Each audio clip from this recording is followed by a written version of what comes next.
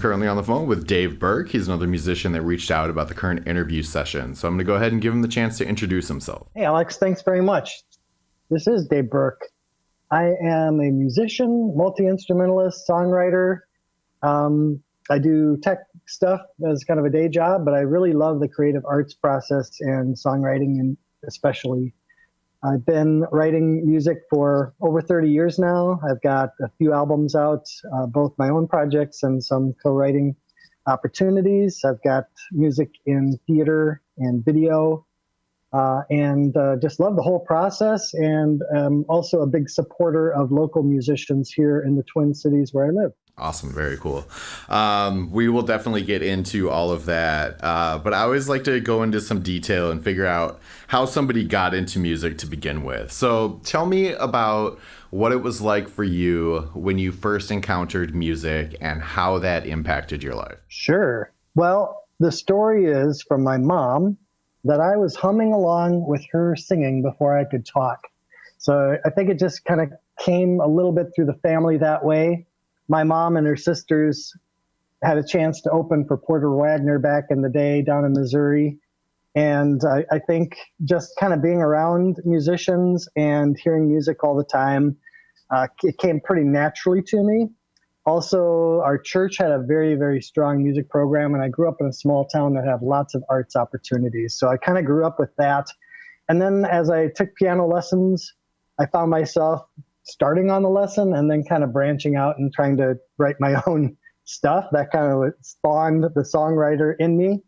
And then, kind of did a freestyle song in high school. And gosh, some of the girls thought that was really excellent. So I figured maybe it was something to pursue a little bit more. Awesome. So how did you begin that? Was it just humming along with your mom as she was singing?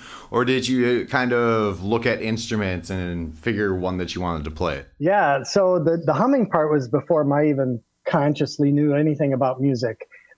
We had some missionaries come to our church and play trumpets, and that's when I decided I wanted to play the trumpet. So in 5th grade, I started with that and started with piano around the same time.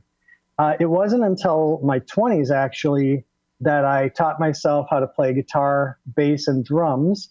Most of that was affiliated or associated with worship leading that I was doing at the time. So basically, I started off leading with keyboards and vocals. And when we got a piano player to join us, I moved over and taught myself how to play guitar and just kind of built the instruments from there. So it was really heavy in the beginning part of synthesizers and doing multi-track types of recording with a cassette recorder until I learned how to play different instruments. I would just basically use the synthesizer to reproduce that and spent a lot of time listening to music to break down the productions and to understand what the instruments were doing. So that was just a big part of my kind of high school and 20s of just kind of engaging in music and really steeping myself in all of it. Okay, let's go back a little bit. You mentioned that you started doing trumpet in about 5th grade. Was that as part of the regular school curriculum? Yeah, that was school curriculum. I played through high school. I got my braces off my senior year, so I kind of killed my amateur. So that was the end of my trumpet career. Sure. Go ahead.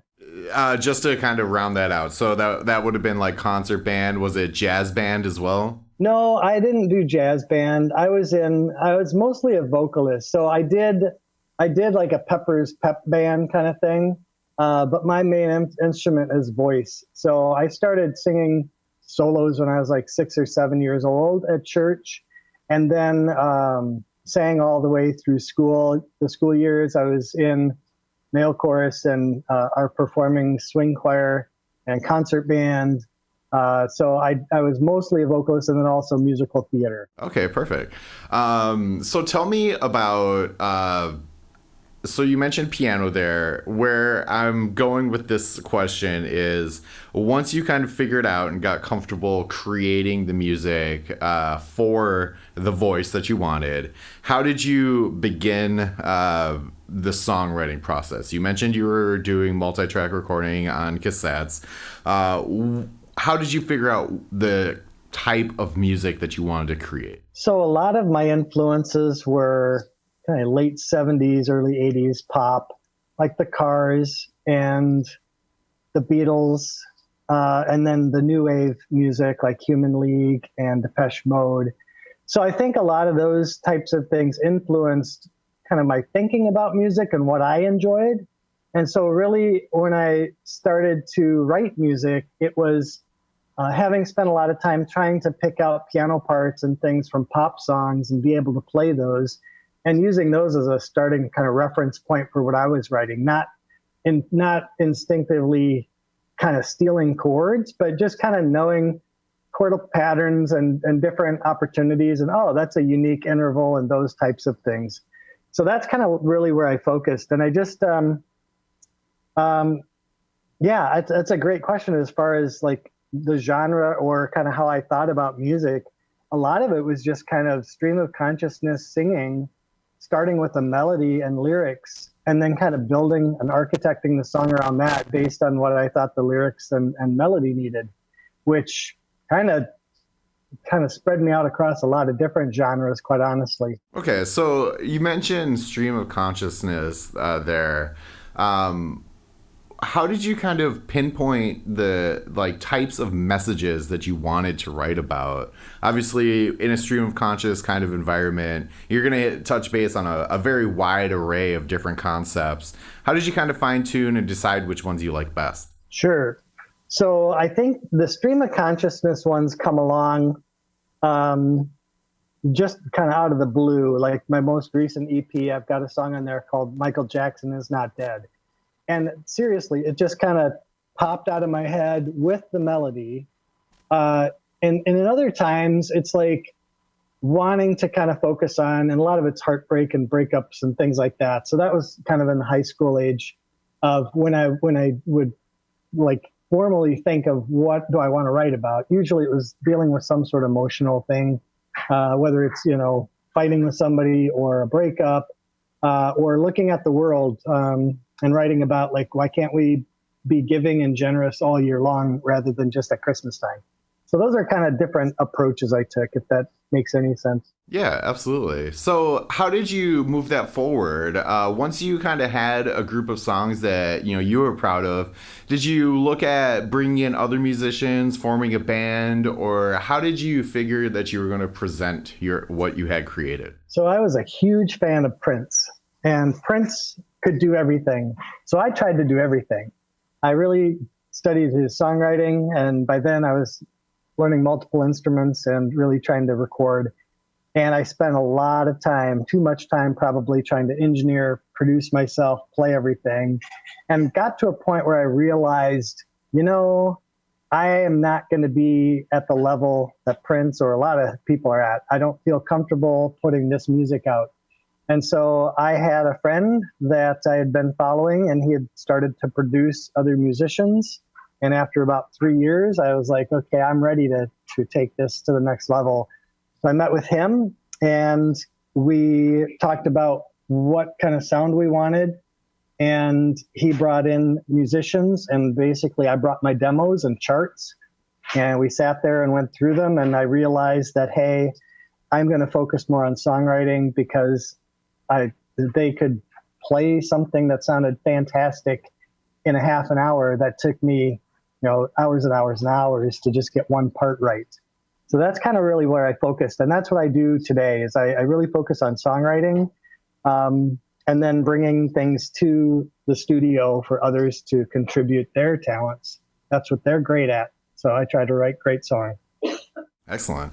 And so are you putting a band together to perform live, or where's that at? I have not put a band together. It's kind of one of my regrets is not having a band. I kind of use the cop-out of, I'm too busy in corporate America, and if I had a gig tonight, I wouldn't get home until 2, and I've got this work I have to do tonight, and I would be up until 5 in the morning, and blah, blah, blah. So I am still considering putting a band together this next year, and hoping that I can do a little more performing. I did a record release for my first album, and that was a blast. I had the people that played on the album supported me on that. It was a one-off type of show.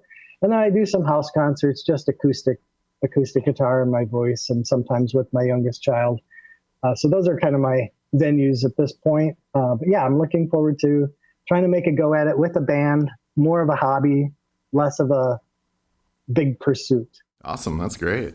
So tell me about what has occurred in your life that has really kind of kept you keyed in and want to keep creating. I feel like I'm a creative person from the standpoint of things strike me as odd or interesting numerous times throughout the day. And I believe just kind of staying young mentally that way has helped me stay focused on creating, whether that's theater, music, whatever. Also, there's the troubleshooting aspect of songwriting. So I love troubleshooting. And with songwriting, there's always problem spots that you're trying to figure out. Like, how do I get from this chorus into the next verse? And what does this bridge even mean? And what if I flip this here and there and everywhere else? So that's one way to look at it. And then I did kind of go through a part of my life where I kind of set the songwriting and music aside. And when I came back to it, I realized how much of like a safe space it is and where it's a place of just disconnecting from everything else. Like I can't think of anything else when I'm working on music. Everything else just disappears. So it's a great kind of soulful respite to just kind of dwell in.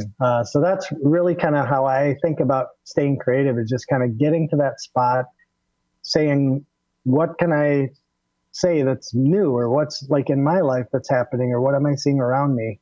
And just trying to make sense of that and put it into words and into a song. Awesome. That's great. All right. So you mentioned that you are putting stuff out there. Where can people find your stuff and check you out? Yeah, I think the best place is any streaming service. So that's the easy way. And it's all under Dave Birk, DaveBirk. And also I'm on Bandcamp if anybody would like to take a look at purchasing vinyl. I've got my latest EP on vinyl out there. I also have YouTube under the same name. So that's the best way that people can find me. All right, perfect. I always like to give the person I'm interviewing the opportunity to put out a message in general. So what is a message that you have that you want to share with people? I think don't give up. I think a lot of us really set a really super high goal for ourselves and what we want to achieve, which is great. That can be a driving force. But finding joy in that journey of doing and just continuing to do and continuing to learn and grow, whether that's by getting together with other friends and learning from them, taking lessons, finding online courses, whatever that might be, or even just listening and analyzing other people's music. But just keep going.